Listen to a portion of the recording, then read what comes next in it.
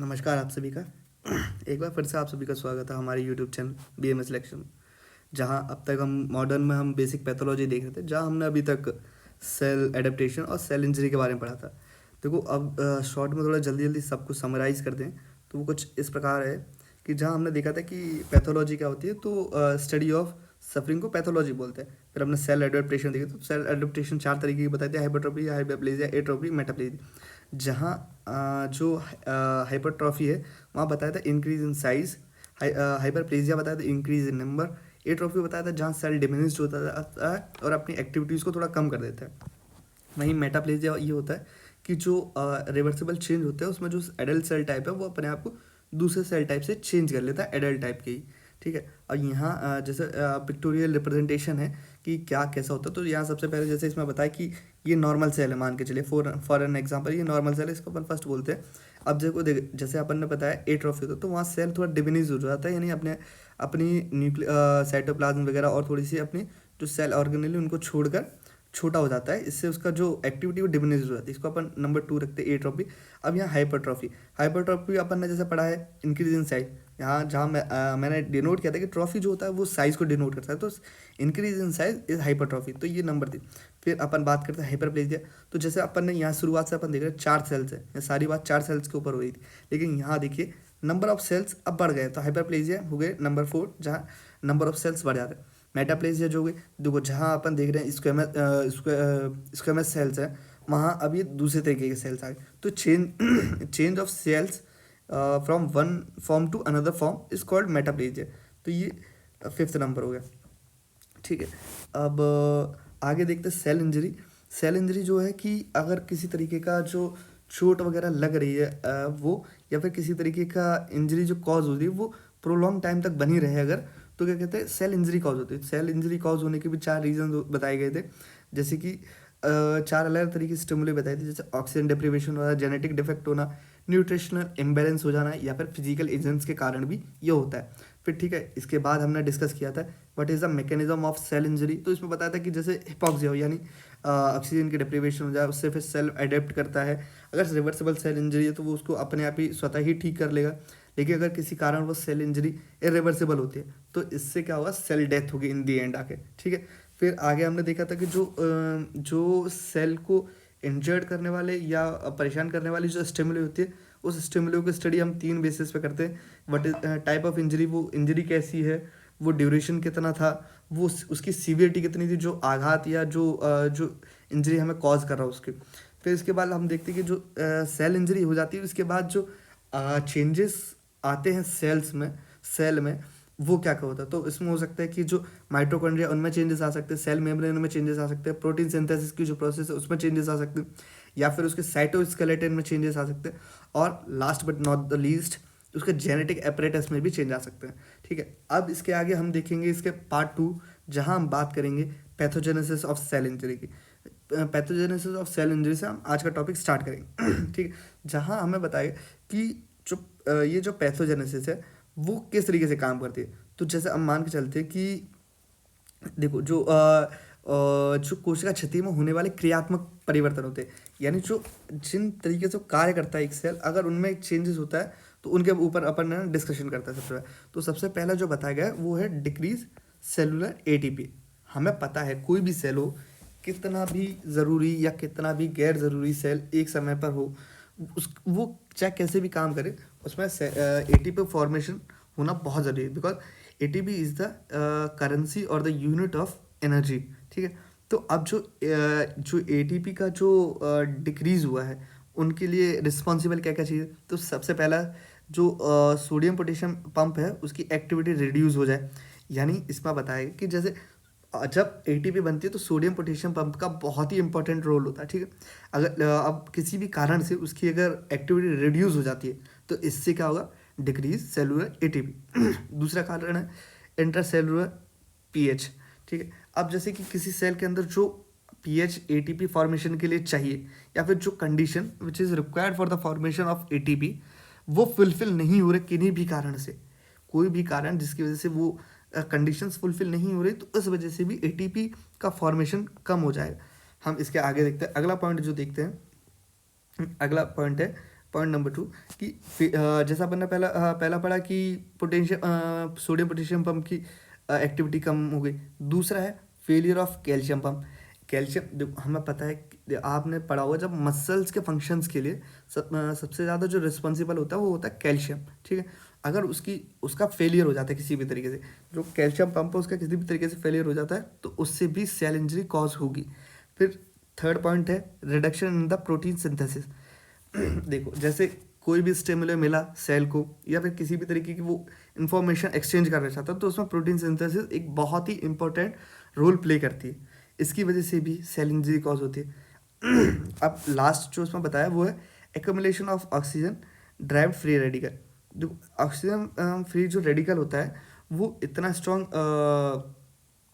Agent होता है कि वो खुद तो प्रॉब्लम क्रिएट करता ही करता है, साथ में जो दूसरी ऑक्सीजन के जो मॉलिक्यूल है यानी O2 मॉलिक्यूल उसके साथ मिलकर O3 क्रिएट कर देता है और एक मॉलिक्यूल को फिर से फ्री कर देता है।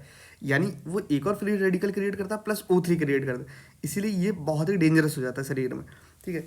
और फिफ्थ है जो है डिफेक्ट इन मेम्ब्रेन परमिएबिलिटी, यानी जो मेम्ब्रेन परमिएबिलिटी जिनके कारण जो मेम्ब्रेन में एक्सचेंज होने वाली जितनी भी चीज़ें हैं उनमें किसी भी जैसे मेम्ब्रेन में कोई भी प्रॉब्लम क्रिएट हुई, ठीक है, तो मेम्ब्रेन में अगर उसकी जो परमेबिलिटी है उसमें इशू हो जाएंगे तो जो भी चीज़ें उसमें अंदर बाहर आने जाने की होंगी वो सही से नहीं हो पाएंगी, इस वजह से भी सेल इंजरी कॉज होती है। अगला पॉइंट हम देखते हैं। अगला पॉइंट जो है इसमें बताया कि देखो इसमें एक जो पिक्टोरियल रिप्रेजेंटेशन किया गया है सेल इंजरी और उसके आगे होने वाली प्रोसेसेस का।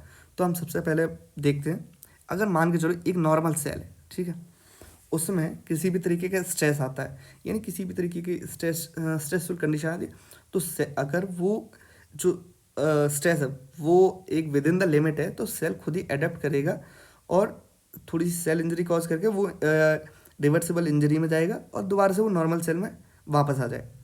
लेकिन देखो फिर ये तो स्ट्रेस की वजह से मान के चलो कोई हमें इंजरी हो गई, कोई छोटी मोटी इंजरी हुई जैसे थोड़ा बहुत ब्लेड से कट गया या कहीं चलते हुए हमें थोड़ी बहुत चोट लग गई उसकी वजह से सेल इंजरी हुई। लेकिन अगर देखो क्या हुआ कि अगर ये जो इंजरी है ये सीवियर होती है और प्रोग्रेसिव यानी बार बार होती है, दोनों ही कंडीशन, या तो जो इंजरी एक बार लगी वो बहुत सीवियर है या फिर भले इंजरी छोटी हो लेकिन बार बार लगी तो इससे कहा वो जो इंजरी है वो इरिवर्सिबल हो जाएगी, इरिवर्सिबल इंजरी में कन्वर्ट हो जाएगी। अब इरिवर्सिबल इंजरी में जब वो कन्वर्ट हो चुके हैं तो अब इससे दो कंडीशन आती है, या तो नेक्रोसिस होगा, नेक्रोसिस सेल डेथ हो जाएगी, ठीक है, या फिर होगा एपोप्टोसिस यानी जहाँ बॉडी खुद ऐसे सेल्स को डिस्ट्रॉय कर देती है जो उसकी हमें परेशानियाँ पहुँचा सकती हैं, ठीक है। अब इसके बाद जो अगला टॉपिक है जिस पर हम देखेंगे वो है morphology of the cell injury, ठीक है। अब यहाँ क्या है, रिकॉर्डिंग करनी है इधर को। अब हम यहाँ देखते हैं reversible cell injury. Reversible cell injury जो है वो दो तरीके की बताई गई, एक सेलुलर स्वेलिंग, दूसरी फैटी चेंज।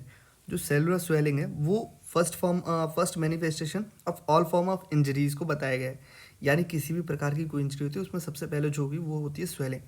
दूसरा है फैटी चेंजेस। तो फैटी चेंजेस जो है इट इज़ जो इसमें डिस्क्राइब किया है वो है it is manifested by appearance of small and large lipid vacuole in the cytoplasm.